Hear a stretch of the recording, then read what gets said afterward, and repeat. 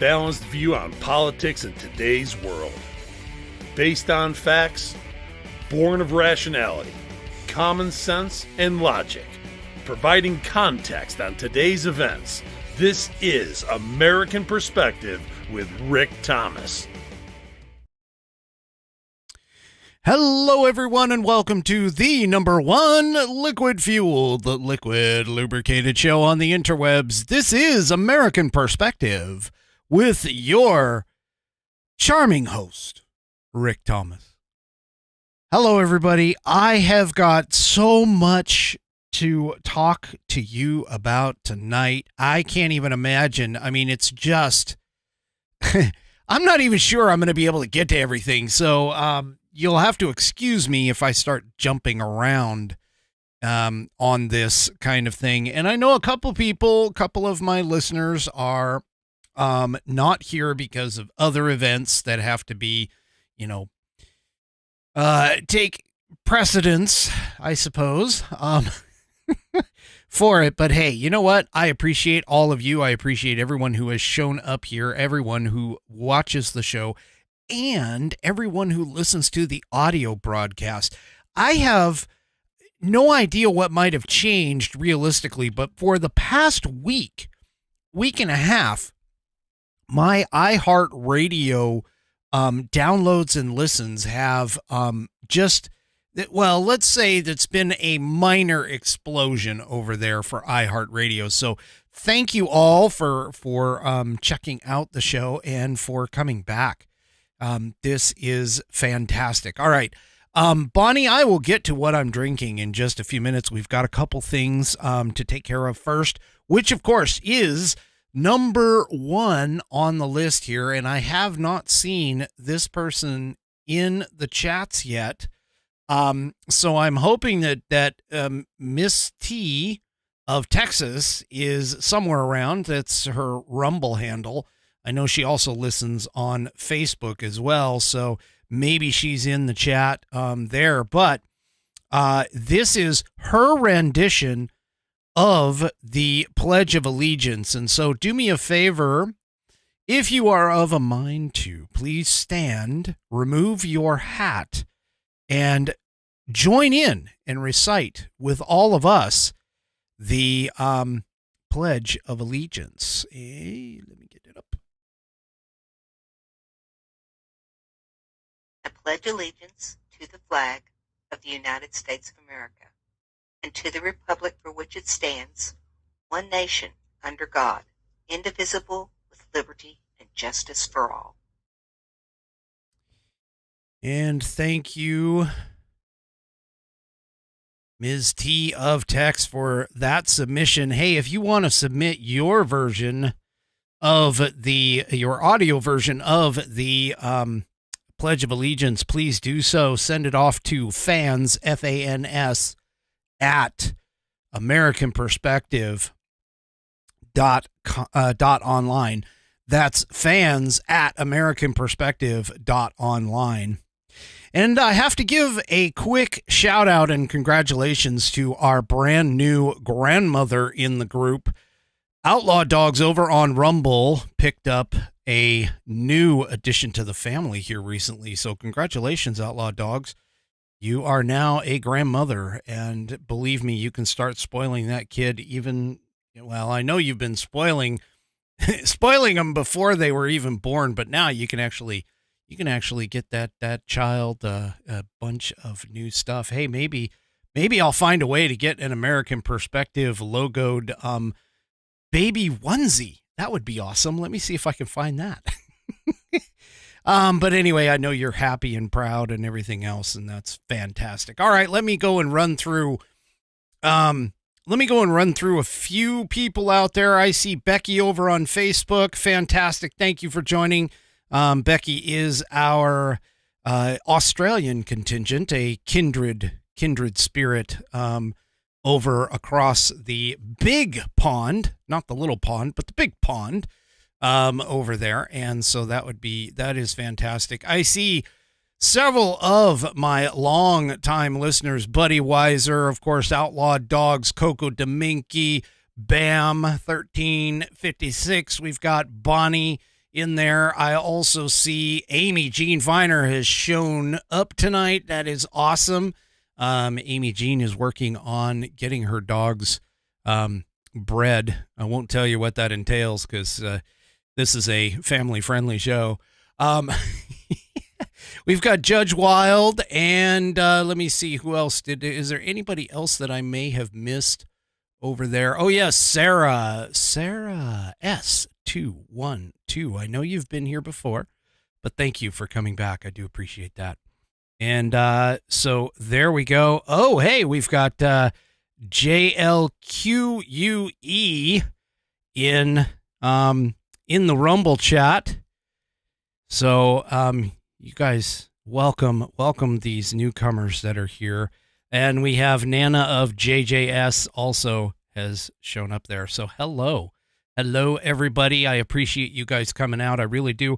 Sorry that you may have missed the Pledge of Allegiance that was done by Ms. T of Text. So oh yes, and Mark over on Facebook. I see Mark over on Facebook. So thank you all for joining. All right. So tonight and Bonnie, I know you're going to get mad at me, but you know what? I got to get rid of some bottles before I can replace them with the other ones. So tonight I am drinking Wolcott, the Wolcott Kentucky made bourbon. Anyway, so this says it's like special release. I don't know why, but anyway, so tonight I'm drinking Wolcott, and of course tonight I am also drinking it out of my We the People Lucky Shot USA glass, and that is fantastic. I know, Bonnie. I know you don't like it when I'm sway from either Four Roses or Buffalo Trace or whatever, but anyway. Good stuff. All right.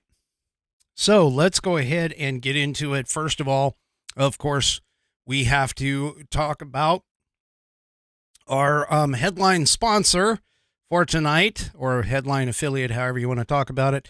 The Institute on the Constitution was established in 2004 as a 501c3 nonprofit with one singular mission, and that is to restore the constitutional republic through grassroots education, and Lord knows we need it.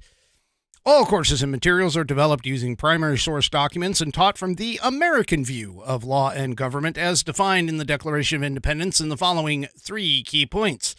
1, there is a God.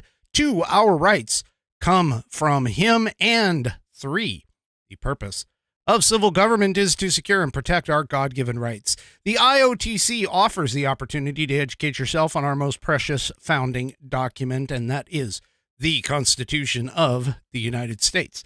They also provide tools to educate your community and get involved with local government. Start by taking their free U.S. Constitution course and go from there. Use my affiliate link, iotc.americanperspective.online, to sign up. And while you are there, take a moment to look through their other course material and information. My affiliate link, once again, is iotc.americanperspective.online to get great content, to learn about our historical founding, and support the show in the process. That's iotc.americanperspective.online. Or if you just want to purchase this fabulous Saddleback leather-bound U.S. Constitution keepsake passed down to your posterity, as they say in the Constitution, go to Constitution. Whoops, let me get that flipped over. Go to constitution.americanperspective.online. Check this thing out. This thing has 1/8 of an inch of Saddleback leather. The interior pages are rip-resistant and water-resistant. It has fantastic rounded corners. And look at that binding. It goes all the way through the leather. Check that thing out. This thing has, from the manufacturer, a 100-year warranty to make sure that it does not fail for material defects as well as workmanship. They will replace or repair or replace it for free anytime in the next 100 years. This thing is fantastic. I'm I'm tempted to buy a couple and hand them over to my, liberal hating known folks and see if they can actually tear it apart, maybe even film it. I think that would be awesome. But anyway, go and head on to constitution.americanperspective.online. That's constitution.americanperspective.online. And you can pick one of these up and help support the show in the process. But I also, please head on over to Institute on the Constitution and check out their plethora of information that they have running around over there. And I do see, and of course I appreciate them for allowing me to be an affiliate. So let me go ahead and thank them for that. That is fantastic. They are wonderful. All right, real quick, Tommy over on Facebook. She's also Ms. T of Text. You missed your Pledge of Allegiance. You're going to have to go back and listen to it again. And that's okay. That's all right. You can go back. That's why we record these things. All right. I see Mama Five Kitties has popped into the chat over on Rumble. That is absolutely fantastic. Thank you all again for joining. All right, let's go on to our next segment, which is On This Day in American History.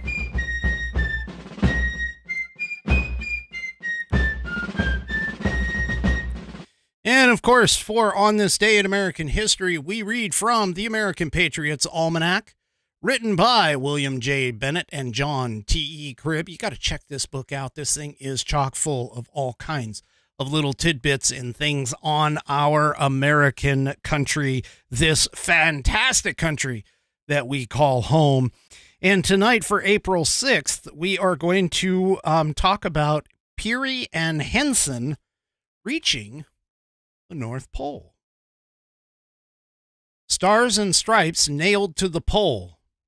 An exuberant Robert Peary telegraphed from Labrador, Canada, announcing that he had reached a goal long sought by explorers, which was the North Pole. Peary, who was a 52-year-old U.S. Navy commander, had made several Arctic expeditions and 2 failed attempts to reach the pole.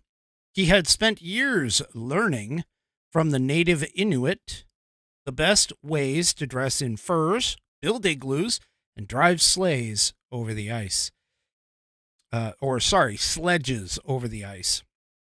On one trip, he had lost 8 toes to frostbite. Now, as I recall, it's 1, 2, 3, 4. There's 10, and he lost 8 of them.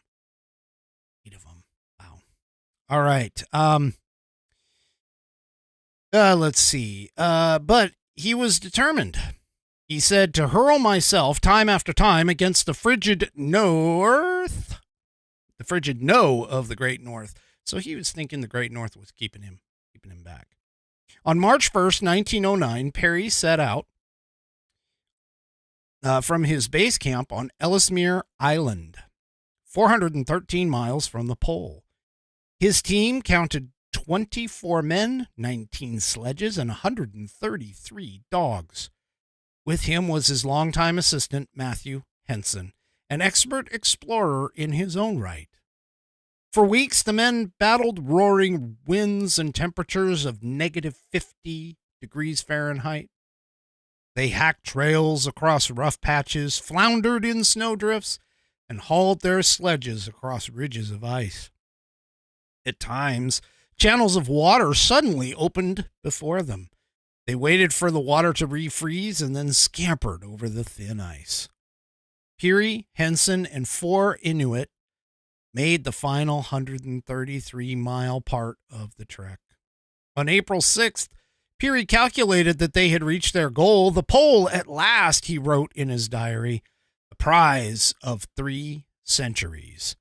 Over the decades, some critics have questioned whether Peary actually made it as far as the North Pole. And for years, Henson, who was black, received scant recognition for his role.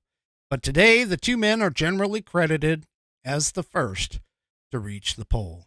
Both are buried in Arlington National Cemetery. Peary's gravesite is inscribed with the motto, "I shall find a way or make one.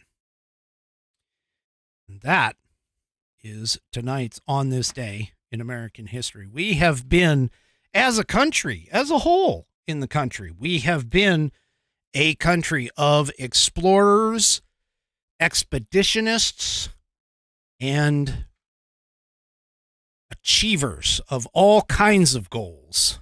And that is part of American greatness. So that story, that little snippet story, is incredible for our country. All right. So, tonight I've got, like I said, I have a smorgasbord of things going on here.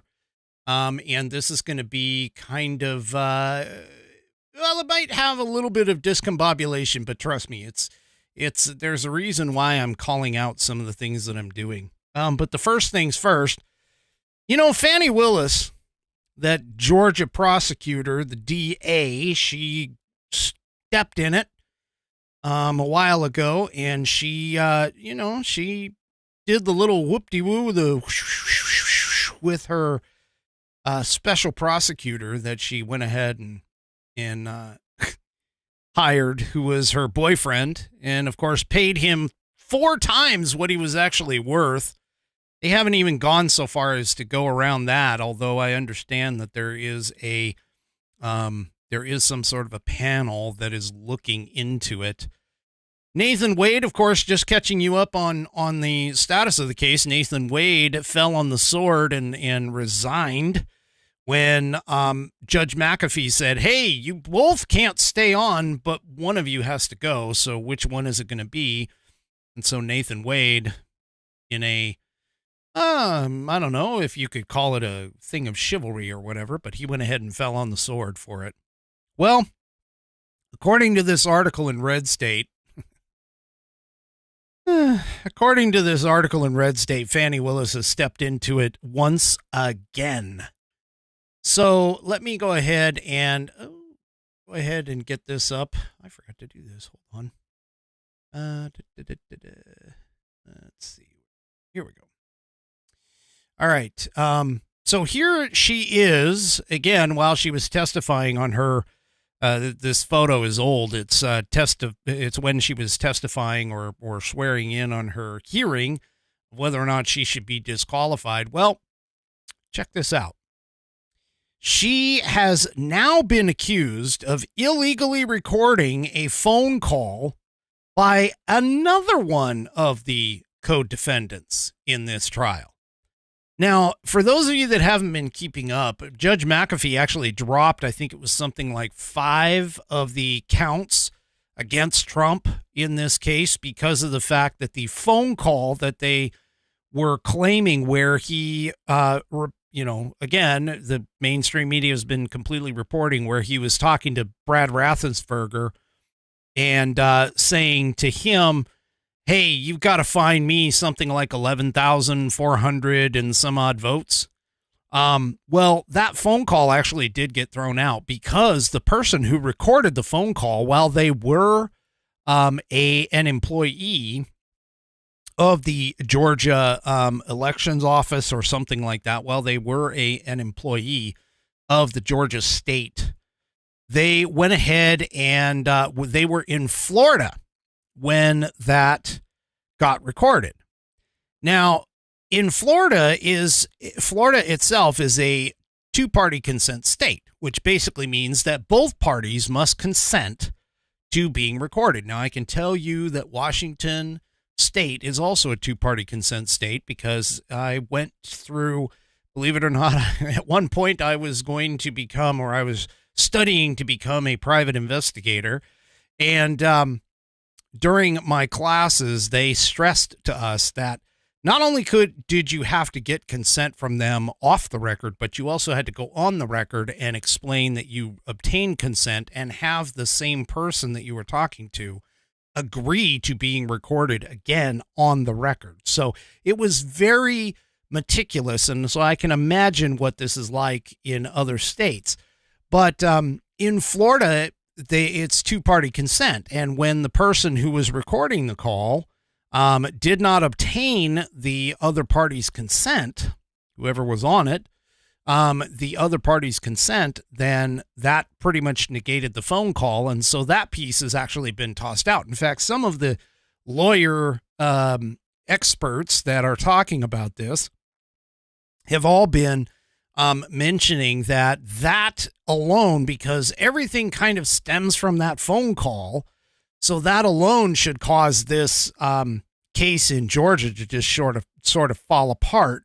But of course, Fannie Willis is moving forward on that.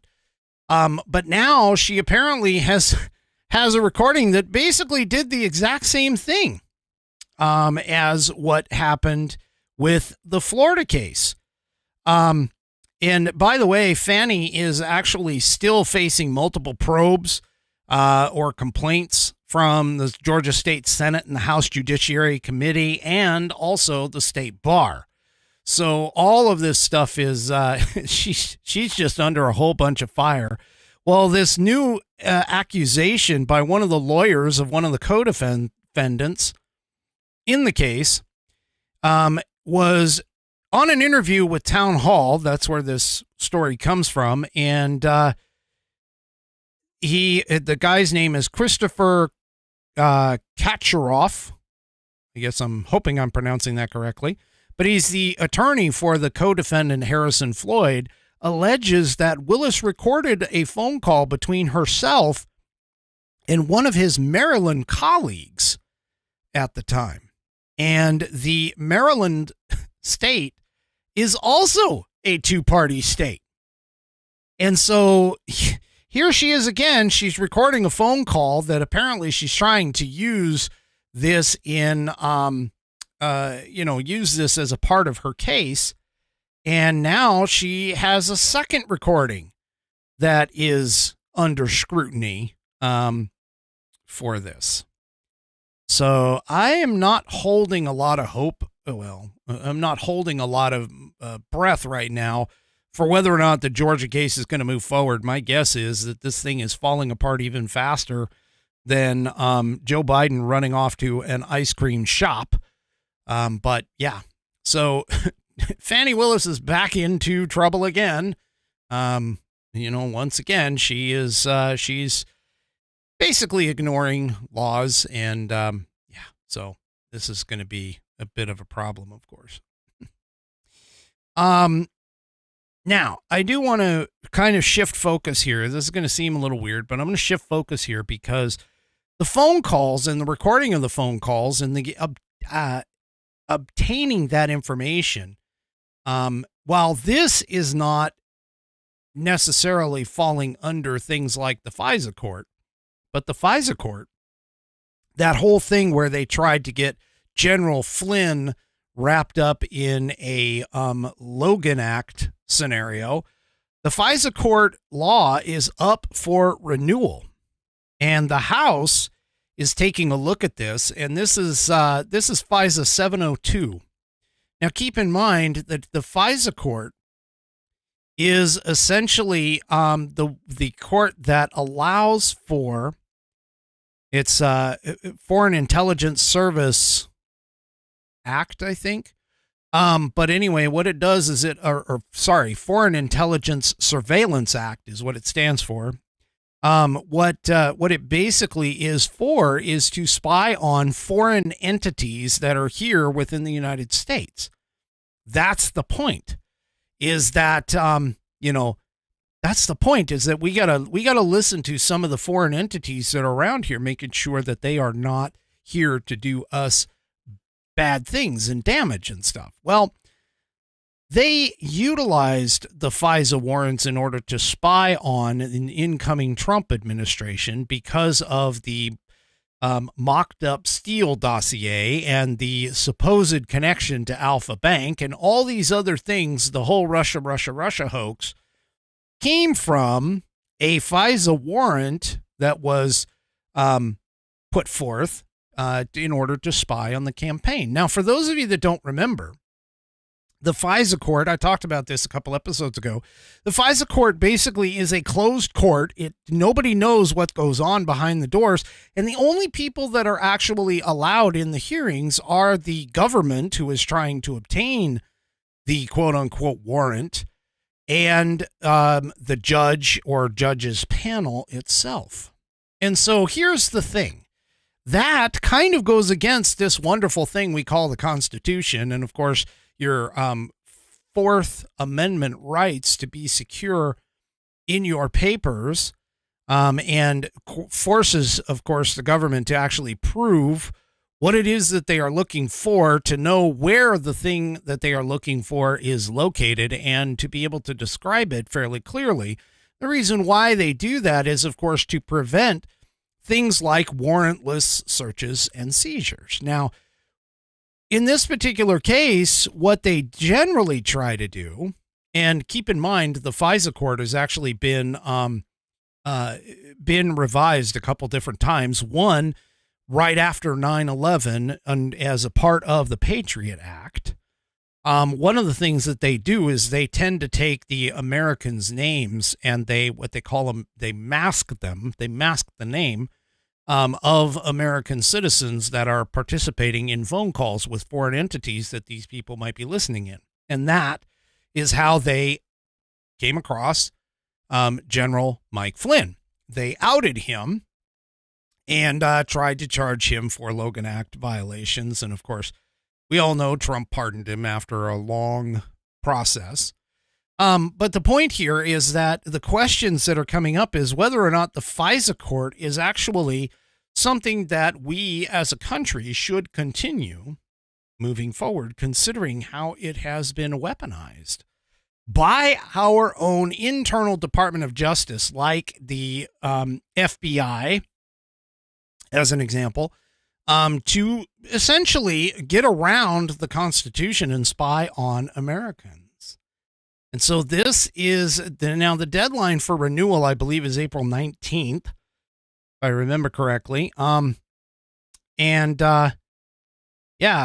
they are going to be looking. The House Rules Committee announced on April 5th that upon members' return from their 2-week recess, the panel will begin marking up a bill to reform and renew the tool before its authorization expires on April 19th. And that meeting, of course, is to start at 4 p.m. Eastern Time on April 9th.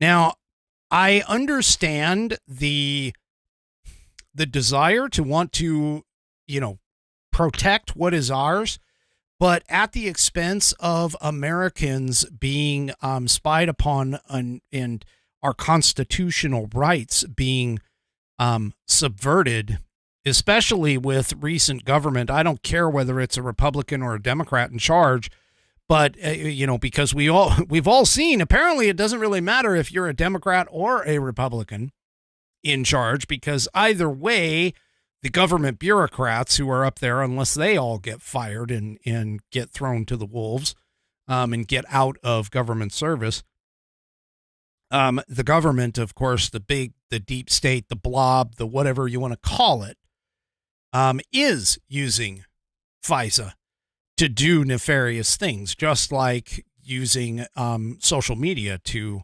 spy on Americans. So I am not in favor of renewing this thing. In fact, I want this thing gone.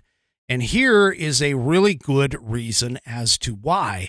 This story came out in the Federalist, and this is nothing unusual for anybody who has watched this show or listened to this show on audio, because of the fact that we have a government-funded database that, of course, labels a pro-life organization as a quote-unquote terrorist group. Now, keep in mind, this is following along, and this, of course, this shouldn't surprise anybody that's actually really in the know, that is following what's going on outside of the mainstream media and the sycophantic bubble that is the leftist mindset. But what is going on here is certain organizations that are against government, against the government takeover and destruction of our social fabric of our society, they are being labeled as terrorists. And that's exactly what happened to people who were of the Catholic faith that enjoyed Latin versions of Mass. That happened here not too long ago. There's been several organizations, right-wing organizations, especially in the Obama era, and the Obama era as well as the Biden era, that have been labeled as terrorist groups and have been watched by our co-opted Department of Justice. This is exactly why the FISA court really needs to go, is because of stuff like this. This crap right here is exactly what needs to take off and disappear. And it's because of stuff like this. Now, I understand, Benjamin Franklin is quoted as saying that those who give up a little liberty for some temporary safety deserve neither. And his adage, whether he said it or not, that adage by itself is true. And we've seen that with the whole Patriot Act and with the whole idea of like the TSA, the Transportation Services Administration or whatever, Transportation Security Administration or whatever it is. I'm not even sure what the acronym means anymore. But we've seen, like, I don't know if anybody has seen this walking through an airport. You see all of the crap that they've been able to pick up. And then, of course, you have all the crap that they miss. In fact, just a real quick story in terms of the TSA, just really quickly. I was walking through an airport, and I used to do a lot of traveling, and I walked through several airports throughout my travels for business, and every time I went through like Chicago, the big airports, Chicago, LA, San Francisco, so on and so forth. I'm not saying that I carried anything with me, but I was never questioned about certain things that I was carrying with me that I would get questioned on. And understandably, they're not bombs. They weren't dangerous. It was just equipment that I had to carry with me on the plane. But the thing about it is that whenever I would go through smaller airports, and by smaller airports, I'm talking airports that had like less than 10 or 15 gates in total to them, I would always get stopped, and I would always get hit with the swab that checks for explosives and all these other things. But yet when you go to the bigger airports where there's literally millions of people going through, they wouldn't do that. So, yeah, I'm not entirely sold on the idea that the Transportation Security Administration or the TSA is able to keep up with the flow of people while providing a decent amount of protection for us. But that being said, again, we're dealing with Americans and that kind of thing. So, and that's even if after I went and got my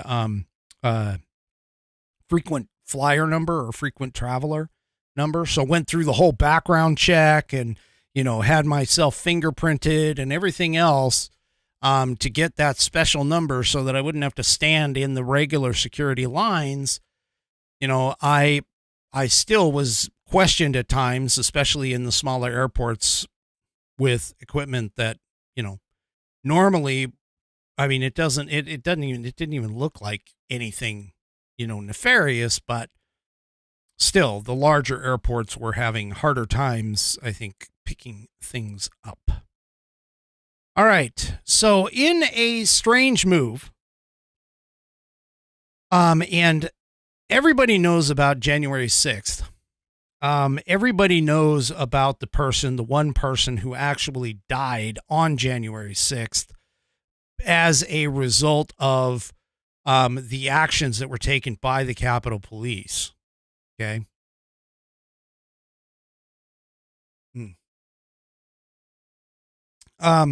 And so this young woman, Ashley Babbitt, she was a Make America Great Again person. She was a veteran. She got shot and killed by a Capitol Police officer. And there was a wrongful death suit that was filed by Judicial Watch on behalf of the widower of her. And now, check out this kind of lawfare. If you think this is really, this is kind of despicable in my anyway.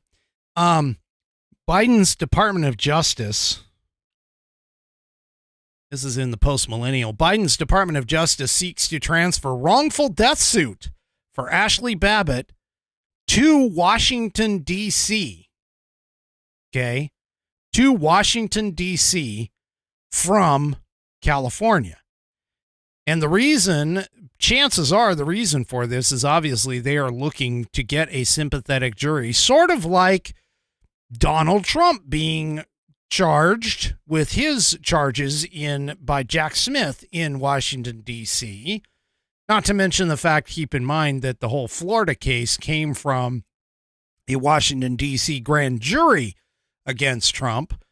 But here what they're doing, and according to a watchdog group that is there, they are claiming that Washington, D.C. is a hostile forum for January 6th defendants.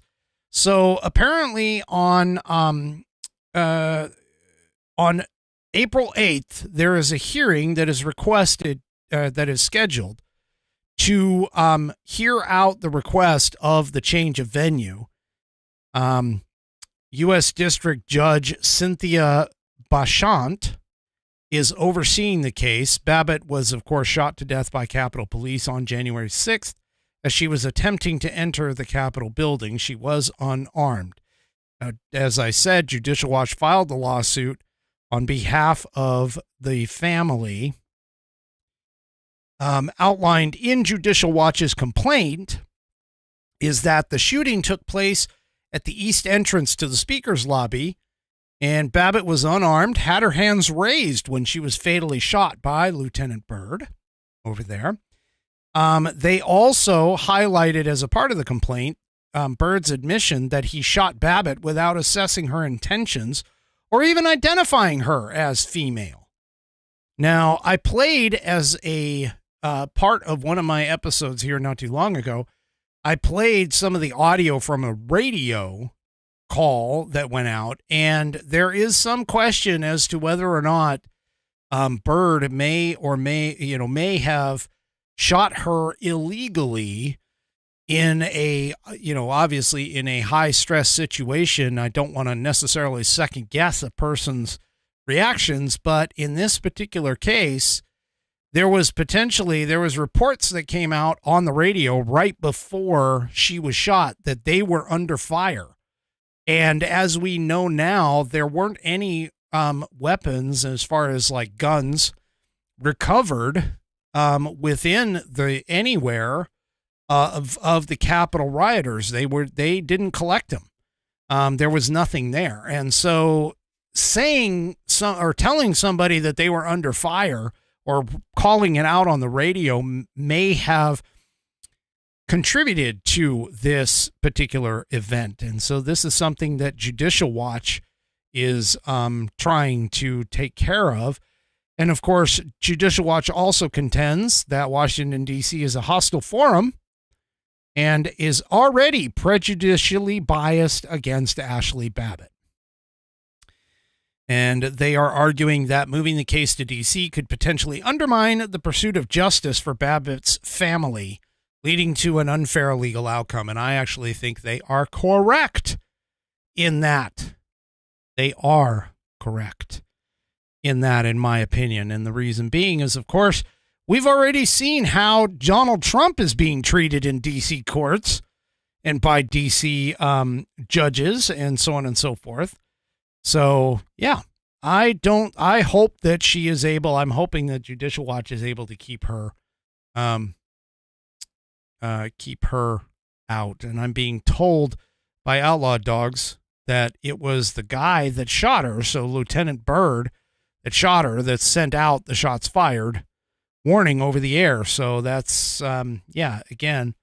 And by the way, I think if I recall correctly, there was some question that he had some questionable actions within his jacket or his personnel file that potentially could affect this case. And so I'm going to try and keep an eye on this for this scenario here.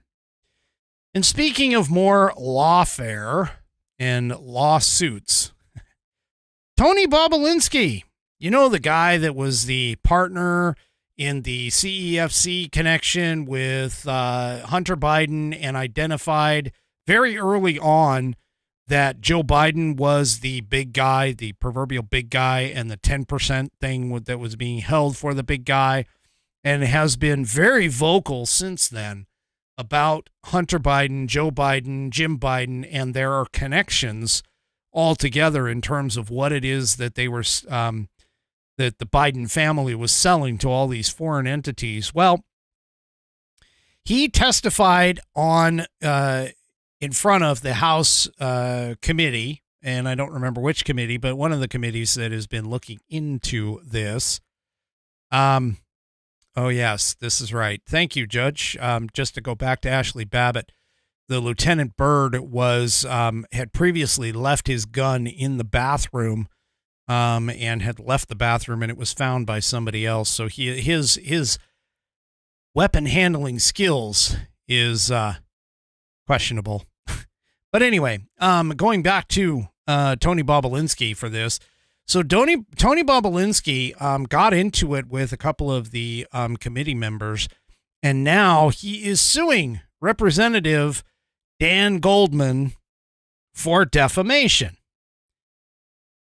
He's suing New York Democratic Representative Daniel Goldman, and he filed on Friday morning for defamation, according to the Daily Caller here. Bobulinski, the former business associate of Hunter Biden, previously threatened legal action against Goldman after Bobulinski appeared for a public hearing before Congress last month. After the hearing, Goldman sent a tweet accusing Bobulinski of making false allegations with the help of a Trump-affiliated lawyer. And this is if you're watching on Rumble, you can see, here's the tweet. Tony Bobulinski has used a Trump campaign paid lawyer to make false allegations since October of 2020, when Cassidy Hutchinson said she met with Mark Meadows with a mask on. He called her a liar. Then she produced a photo. And there's a video in here. Bobulinski sent a letter to Goldman demanding that he remove the post and issue a retraction within 5 days or be hit with a lawsuit. Weeks later, the post is still up.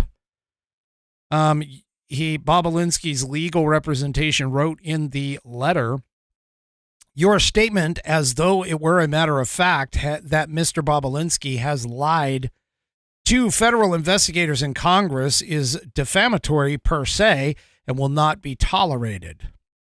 During the congressional hearing, Democrats, of course, threatened to subpoena Bobulinski for the BlackBerry he communicated with Hunter Biden on, suggesting that perhaps the text he provided the committee did not tell the full story of their partnership.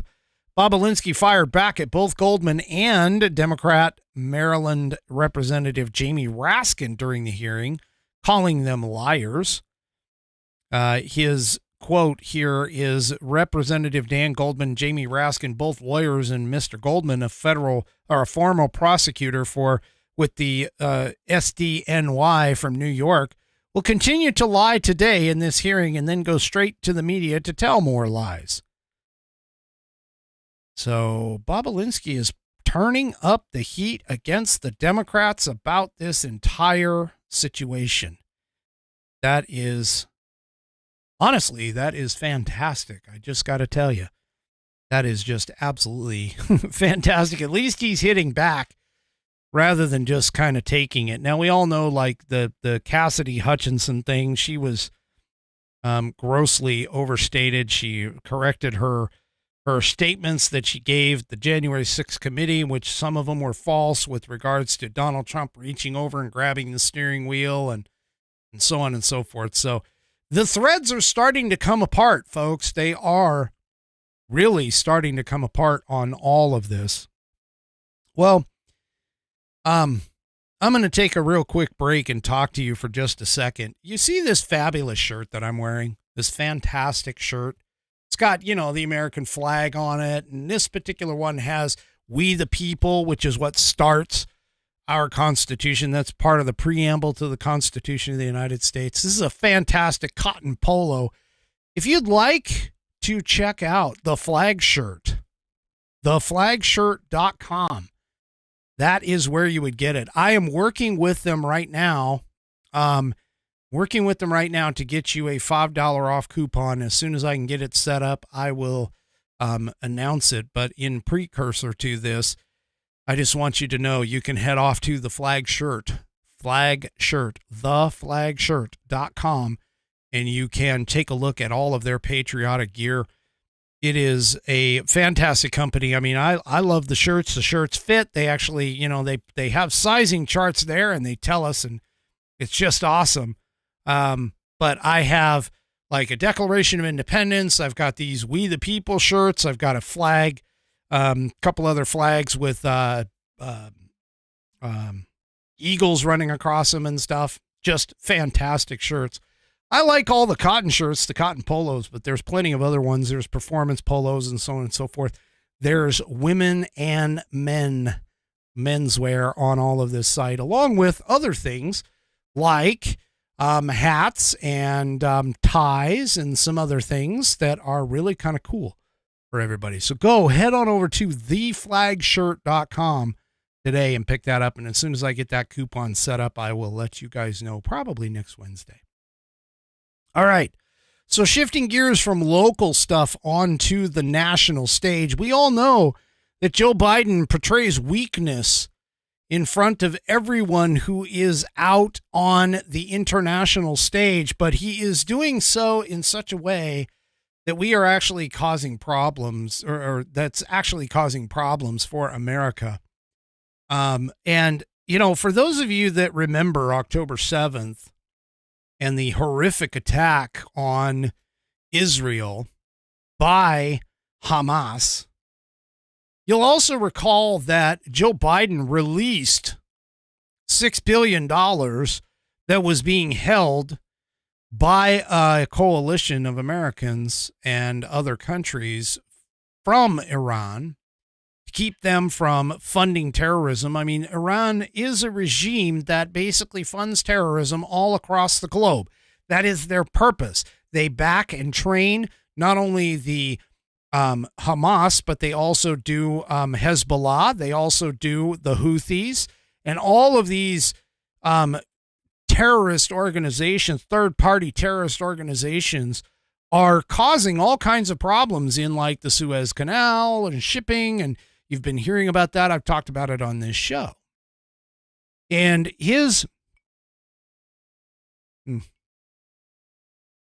sorry, take a drink there. His release of that money, I believe,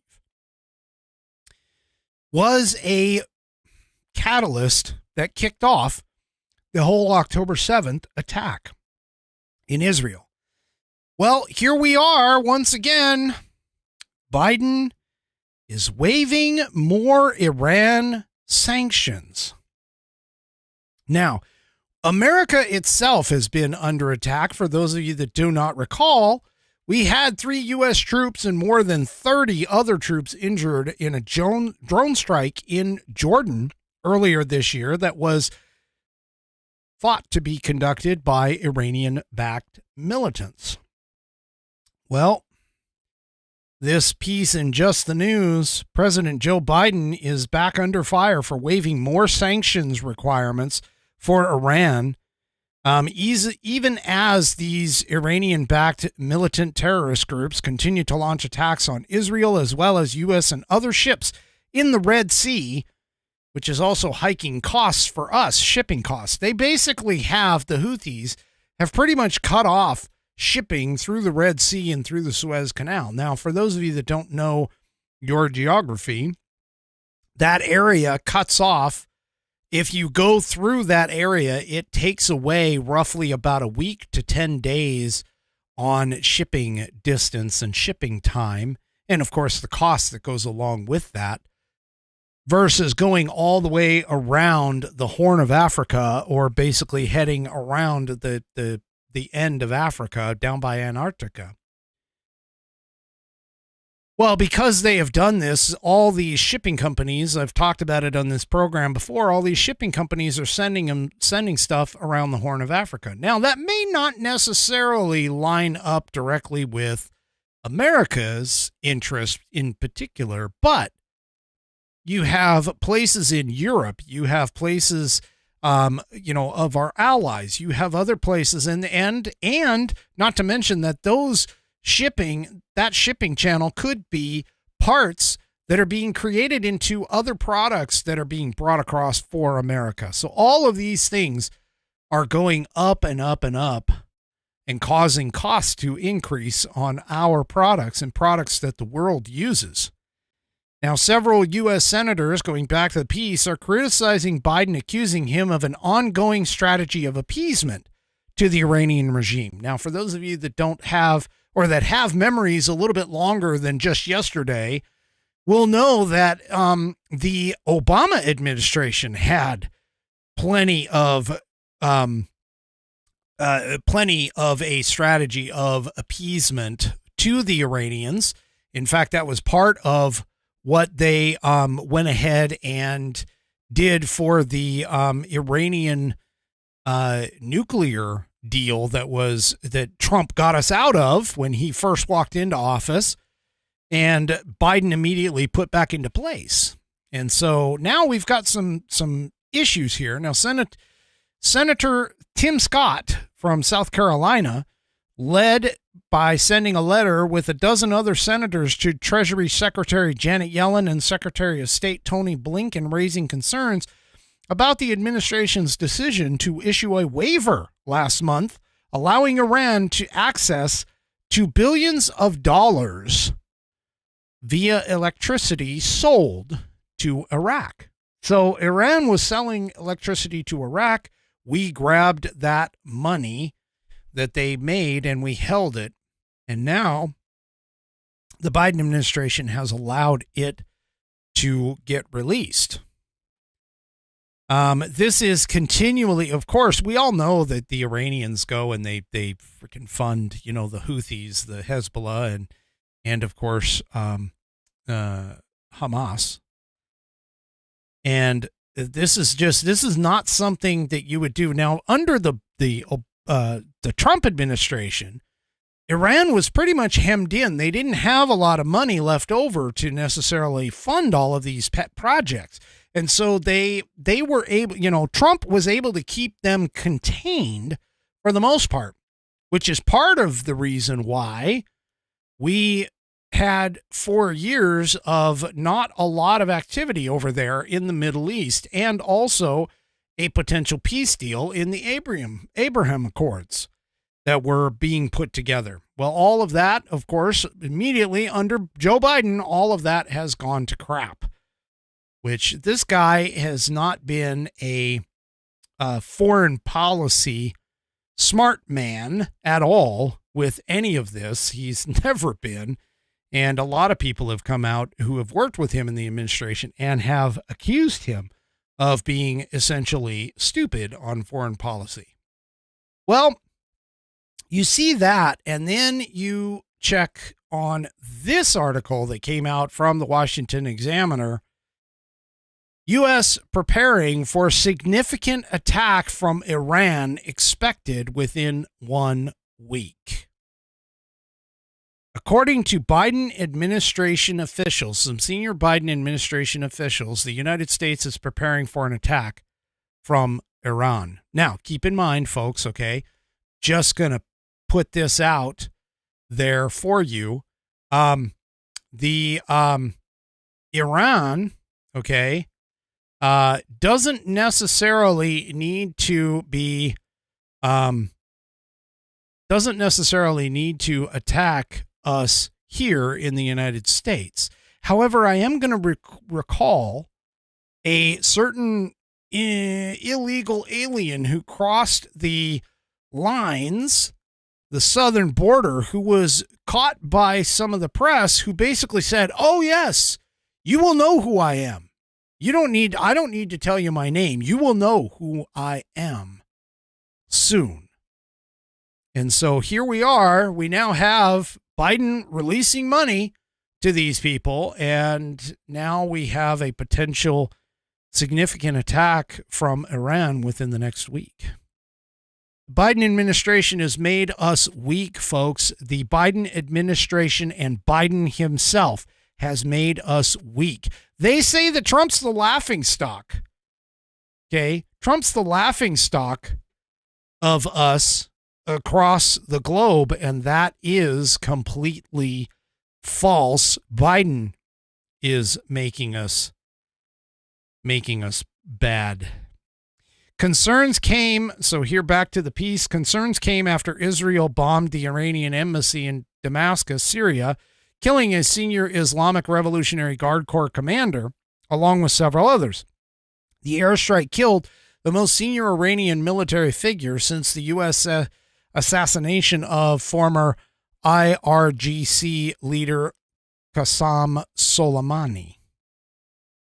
Iran has publicly vowed retaliation after the strike. So, temperature is growing in the Middle East. It is growing across the world. We need to get, I can't even, I honestly, I can't even tell you folks how important it is that we get rid of this administration and pretty much a slew of Democrats if we can in 2024. We need to get rid of these people. They have literally no clue about what they're doing on the economy. They have no clue in terms of what they are doing in terms of foreign policy. They have no clue in terms of what they are doing with all of our spending and everything else that is out there. They have no clue. And we'll just leave it at that. Now, one thing that occurred, as I spoke about, I believe it was a week ago, how the Biden campaign went and had that fundraiser, and Trump went to the fallen officer's wake, that fallen New York officer's wake, the one that Governor Hochul got booed out of. Anyway, one of the biggest things that happened was the left was like, oh yeah, Joe Biden, he gained $25 million or $23 million or whatever it was that was there. Well, this article came out and I'm waiting for the numbers on this. I really am. But supposedly, according to the Epoch Times piece, mega donors, so this here's the headline: Trump to rake in $43 million at a fundraiser, dwarfing Biden's record $26 million haul. Mega donors will boost the former president's campaign coffers by a record amount for a single event this weekend. That is tonight. Okay?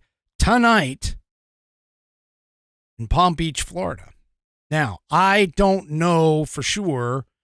Obviously I haven't seen any reports here recently about this fundraiser. I'm assuming it's probably over with by now. But according to this piece, the Trump campaign will emerge with $43 million, being $43 million richer. An event host confirmed to the Epoch Times on April 4th. Billionaire John Paulson said in an email that a spokeswoman sent, quote, "The response to our fundraising efforts has been overwhelming, and we've raised over $43 million so far. There is massive support amongst a broad spectrum of donors."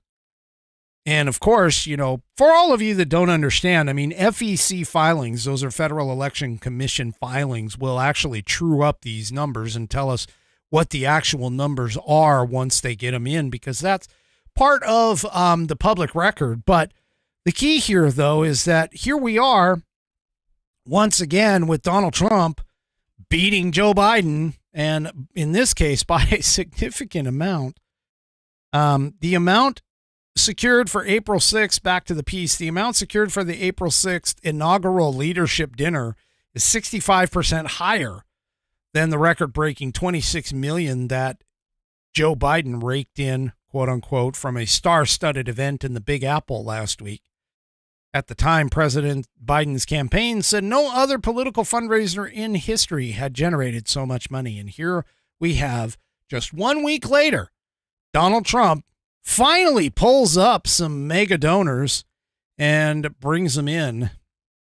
Now, as a part of this piece, I'm just going to tell you, and this conversation, we actually have now, because of the fact that the Republican primary, which was contested a lot more than the Democrat primary. The Democrat primary, of course, had pretty much just Joe Biden as the candidate, because why would they go, any incumbent candidate is going to have a really good primary. And the reason being is because why would they go and shoot themselves in the foot trying to bring somebody else in? Okay. But here's the thing is that because the Republicans had, Ron DeSantis and Nikki Haley and Chris Christie and, all these others that jumped into the primary in the initial days, a lot of the billionaire mega donors didn't want to throw their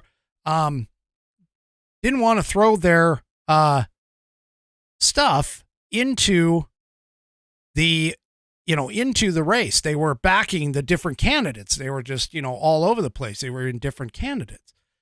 And so now that we've narrowed the field down to Trump, we essentially are looking at for the month, according to this piece from Fox News, we're going to have April being a fundraising juggernaut because many of these billionaire donors who were backing others or holding out until they figured out who was going to be the candidate, they went ahead and have been waiting. And now that all of that is pretty much decided at this point, they're going to start funding everything here. So the event this weekend was led by John Paulson, who I talked about and earlier, read that quote to you earlier, and it's also co-chaired by hedge fund tycoon Robert Mercer and his daughter Rebecca, oil tycoon Harold Hamm, hotelier Robert Bigelow, and casino mogul Steve Wynn. So all of these people are deciding to jump in to this and are going in. Now I'm receiving a report from one of my wonderful rumblers. Mama Five Kitty says, looks like he raised about 50.5 million, which of course would top the 43 that they were looking for.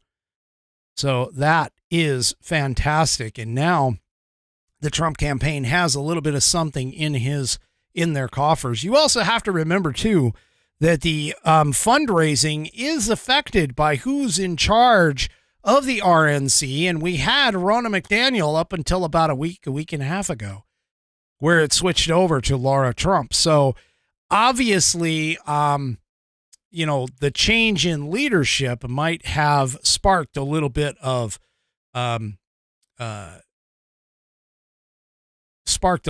stuff out there with this. And so, yeah, we'll see what happens realistically in the long run. But yeah, we'll see what happens. Okay. So another sign, just really quickly before I get again, and I've got to get into this whole thing with the jobs report that came out. But before I jump into that, let me go ahead and tell you about this wonderful thing that I have going on that a lot of you have tried out, and I do appreciate it. But let me tell you a little bit about True Grit Roots Network. TGRN, True Grit Roots Network. We have TGRN Blues as our 100% 24/7 blues channel. But True Grit Roots Network also goes and presents and produces shows. And our first show this season is the Outlaws come to Gainesville, Texas. So if you're in the Texas area around Gainesville, you might want to head out to Bare Bones Barbecue on Saturday, April 20th. This is a show presented and produced, of course, by True Grit Roots Network. Billy Stoops and the Dirty Angels, as well as Dallas Moore, bring their roots rockin' and outlaw country shows to the Boneyard at Bare Bones Barbecue for one night only. That is Saturday, April 20th at 8 p.m.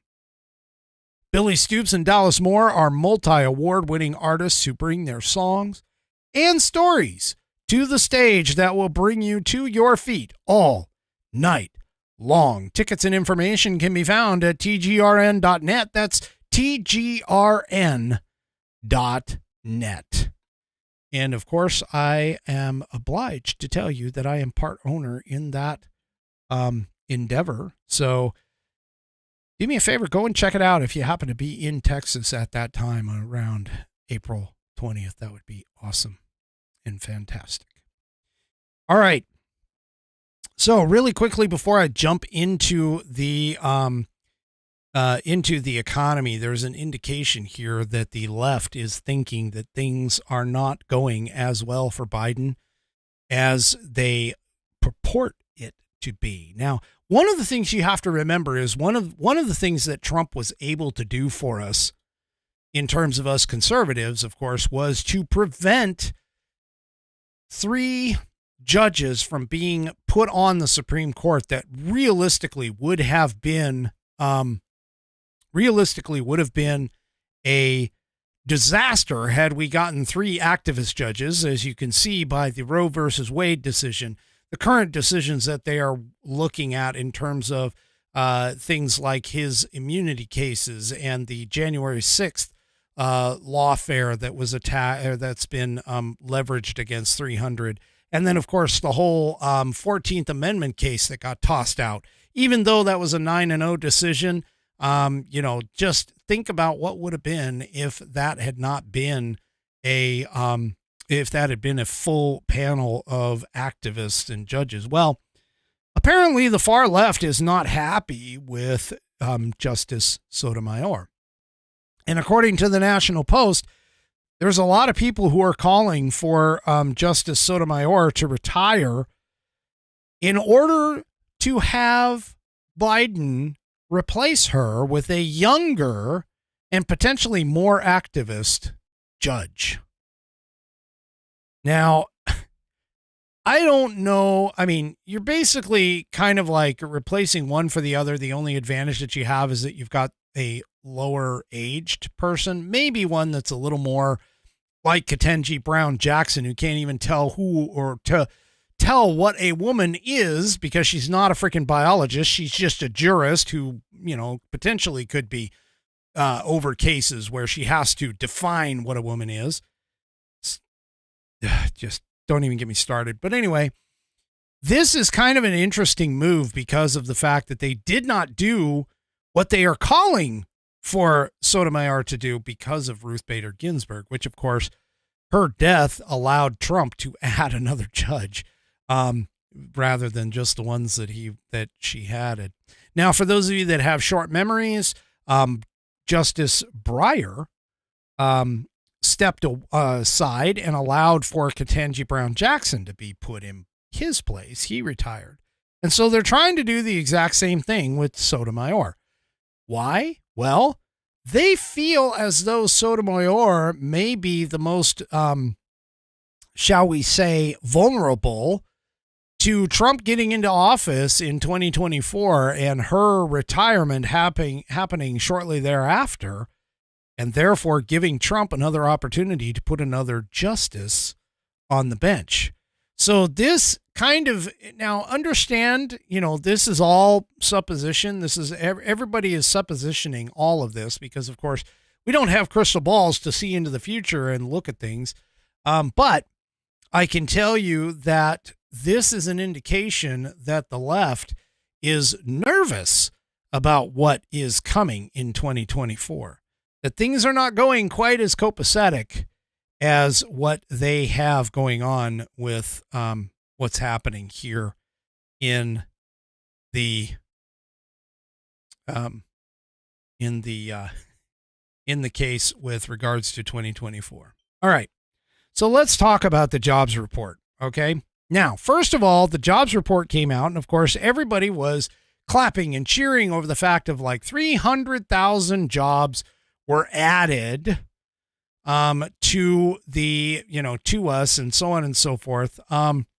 They were clapping and cheering and doing all kinds of things and talking about how great the Biden economy is. Okay.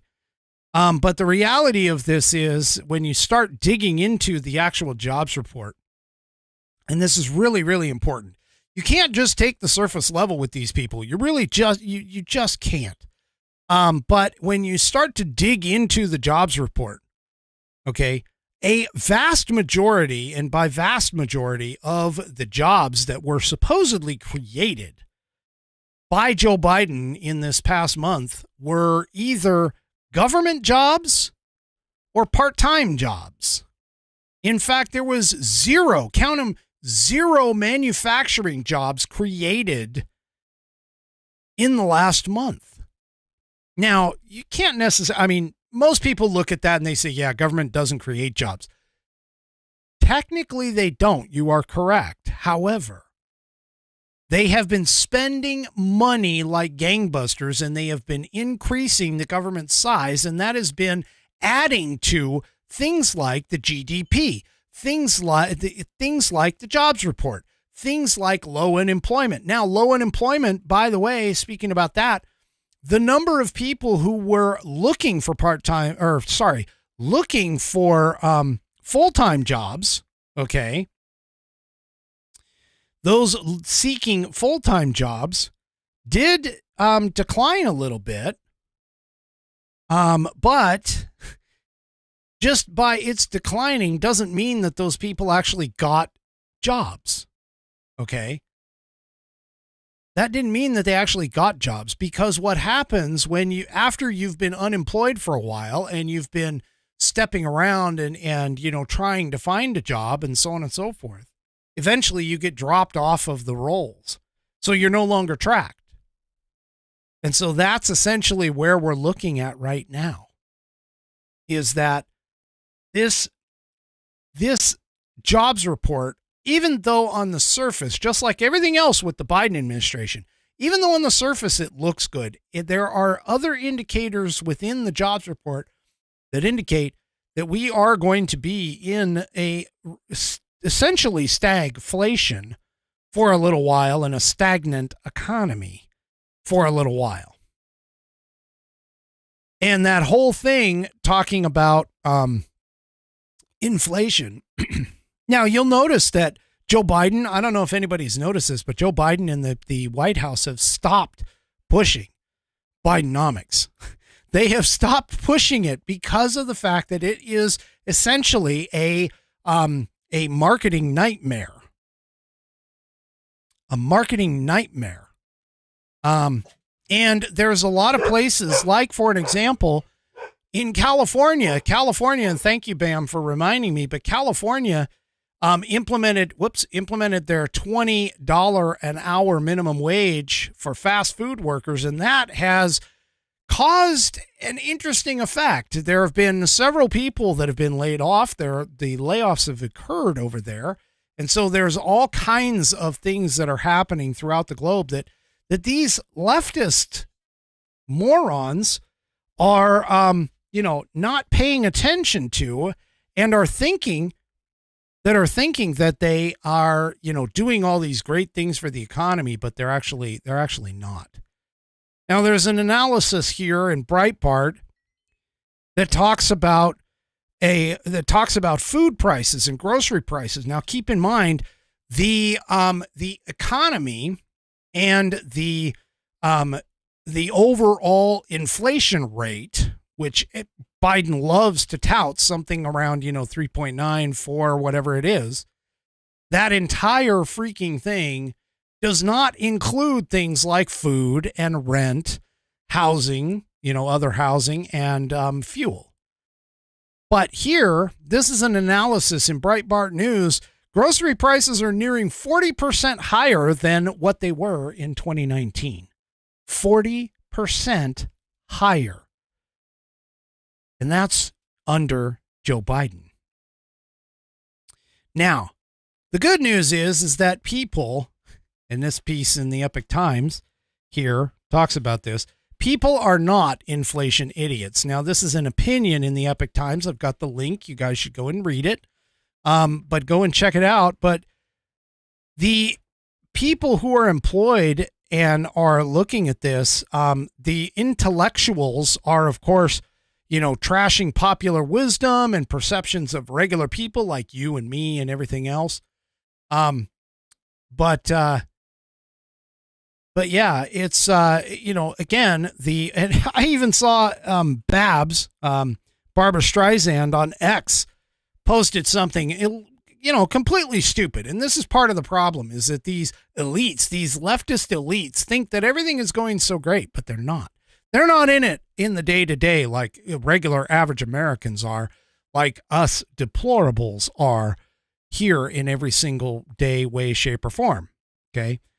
But according to this piece, it's essentially, and this is part of the reason why Bidenomics is no longer being touted anymore, is because of the fact that, Bidenomics is not being very well received by people, because we see it every day. We see it in our pocketbook. We walk around and we buy things with our paychecks, and we see that our paychecks are not going as far as what they used to under Trump during the Biden time.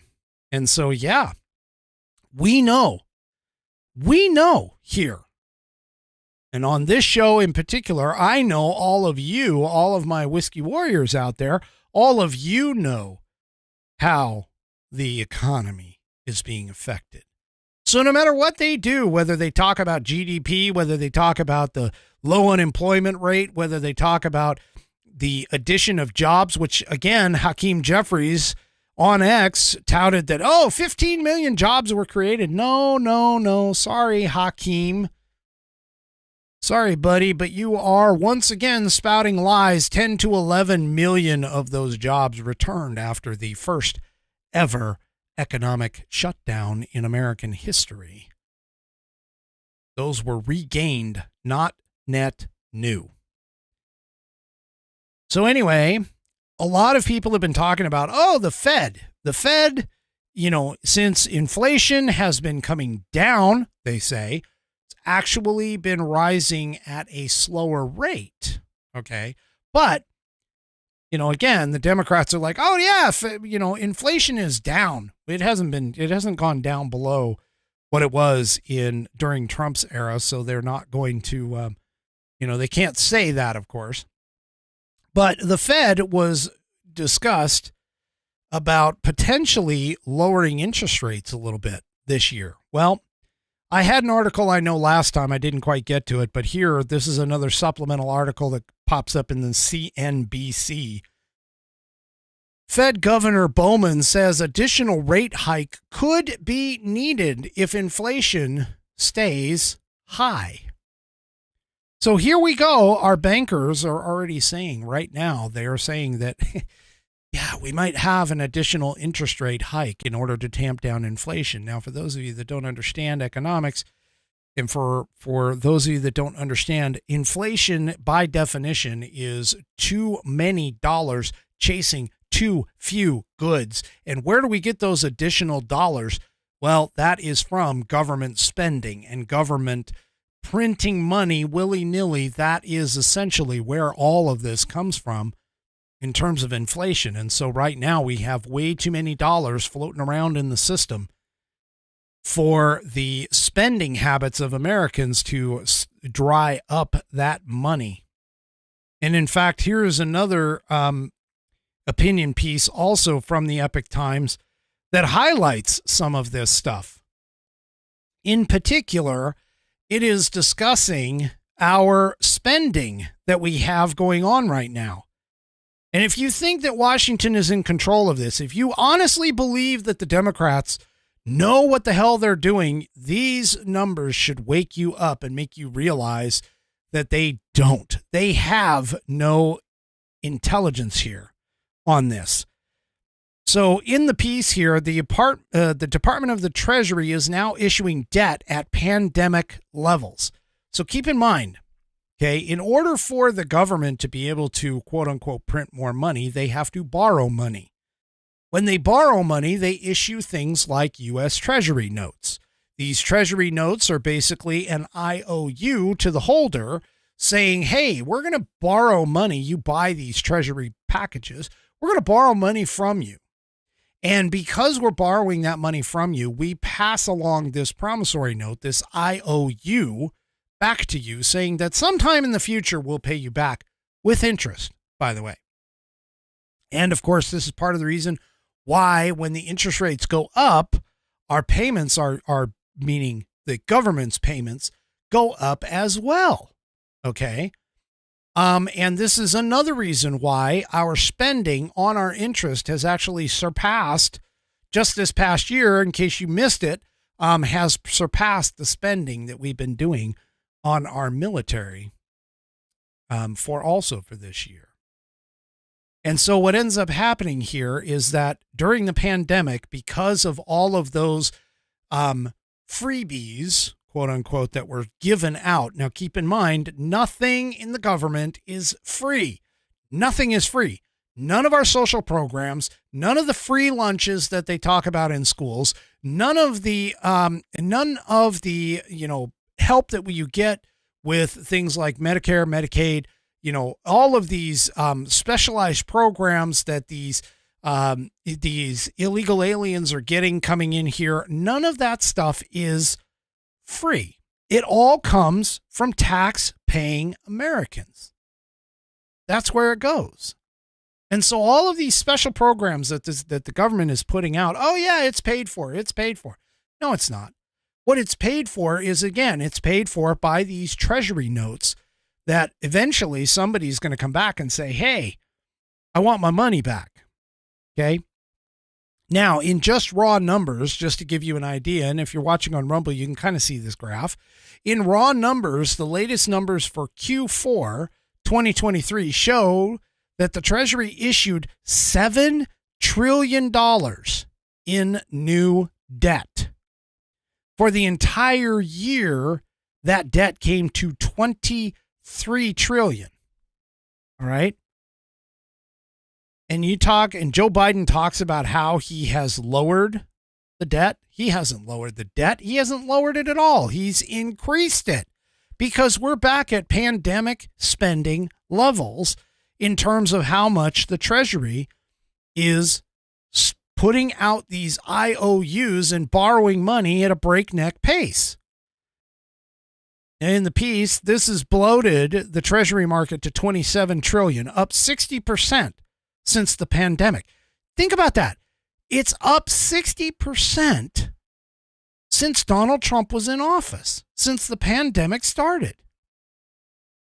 Just to think about this, in other words, 1/3 of the Treasury notes have fresh ink on them, and it's up roughly six-fold since 2008.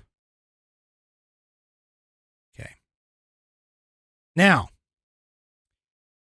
the debt, according to the article here, the debt is rising. I've heard estimates from 90 days to 100 days, but the debt is rising by $1 trillion every 90 to 100 days.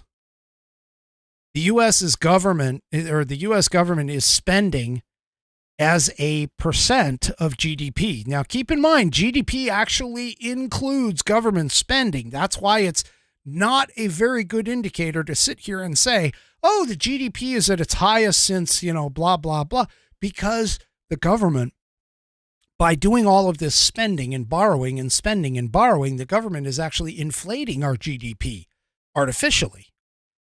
But according to this, the U.S. government spending as a percentage of GDP is at World War II levels. Now, we're not in a world war yet. We're not in a world war right now, and we're not in a pandemic either. So basically what's happening here is even the Wall Street Journal is worried about this, but this person Balazs. Oh, God, I can't even try and pronounce him. But anyway, he puts it, the economy itself isn't real. It's propped up by debt. They will fake it till they break it.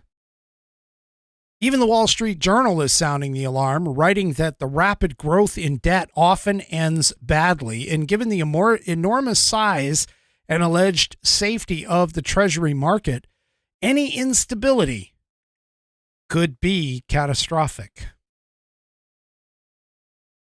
Okay, U.S. Treasuries are treated like cash by everything from banks to pension funds to large corporations and individual 401ks.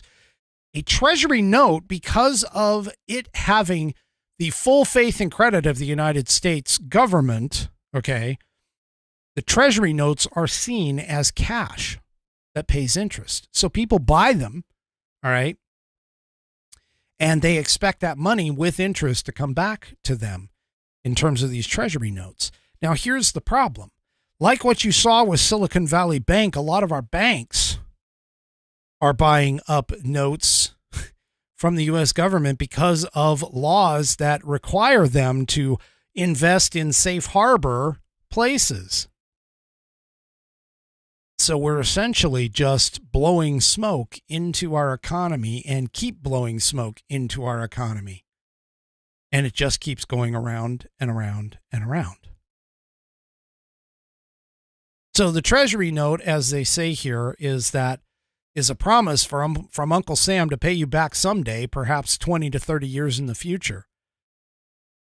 So if we default, and this is part of the reason why they are so worried, if we default on our loan payments and our interest payments and so on and so forth, it's going to crash. It's going to crash. All of this government spending and this fake debt and everything that we have got going on right now that the Democrats keep pushing and pushing and pushing. I mean, just in the last 6 months, we've put down, a $2-3 trillion in just stopgap payments. Or, sorry, not payments, but stopgap to keep the government open.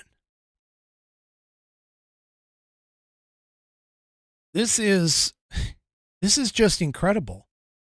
And the more debt that we accrue, the less likely that we are, without doing a couple of different things, either cutting back our spending, which, by the way, roughly a third of our spending is actually going towards those social programs like Social Security and Medicare, Medicaid, which, based off of our population that we have currently right now, more money is going out than what is coming in to that program. And the Democrats keep saying, oh, you can't touch that. You can't touch that. And unfortunately, the bill is going to come due, folks. We're not going to be able to pay it. We're borrowing against our grandchildren and our grandchildren's grandchildren, etc.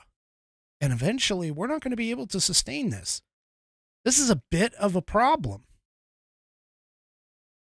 It's a big problem, realistically.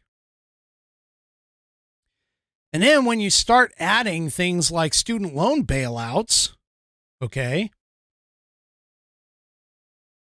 So the student loan bailouts, which, by the way, Biden is getting ready and set on Monday to announce another program to bail out those student loans. But let's just say that we are looking at, if you try and talk to people about this, if you try and explain this to them and you say, hey, Mr. or Mrs. Voter, those student loan bailouts are going to cost you $10,000 out of your pocket. Or that if we go to war, like all the wars that like the war that we're funding in Ukraine, that's another $30,000 out of pocket. Most people, they don't care. They don't think it's real. They don't understand that our taxes and the raising of taxes and so on and so forth is going to eventually probably going to occur to try and pay back some of this money, or the system itself is going to crash.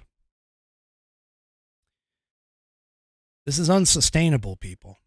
unsustainable, and we need to get a handle on it as soon as we possibly can before the end draws near. We're already at a $2 trillion deficit just for this year, and we're not even done with the fiscal year yet. That whole thing is going to soar if we can't get our economy going. If we can't get out of this stagnant economy, we're going to end up losing all of this stuff. And there's nothing that is standing between us and the collapse of that system. All right. I do not have a question for the week tonight, but do me a favor. If you want to send me a question of the week, do so by sending it to fans, F-A-N-S, at AmericanPerspective.online. That's fans at AmericanPerspective.online. And hey, if you're on iHeart, I thank you very much for increasing my iHeart listens. That is fantastic. But hey, why don't you head on over to Rumble, sign up for an account. It's free. And then follow the American Perspective with Rick Thomas channel over there. You can get to see my ugly mug on video. And also all of these semi-fancy graphics that I put together for all of y'all. Also, if you are on Rumble, do me a favor, hit that thumbs up button. You know, it's the one right below the video. And make sure, because that's one of the ways that Rumble rates the videos and gets us onto leaderboards and things like that for it. Remember, I live broadcast Wednesday night. This coming Wednesday will be at 5 p.m. Pacific, 8 p.m. Eastern. And of course, I live stream on Saturday night at 9 p.m. Eastern, 6 p.m. Pacific, right here on Rumble, X, Facebook, as well as, there's somebody else too that YouTube. I can forget YouTube. But anyway, and on YouTube as well. Hopefully I didn't give you too much of a downer, but we will see you all on Wednesday, hopefully, on the next American Perspective with Rick Thomas. Have a great rest of your weekend, folks, and good night, everybody. The previous broadcast was produced and is owned by Active Eye Media LLC. All rights reserved.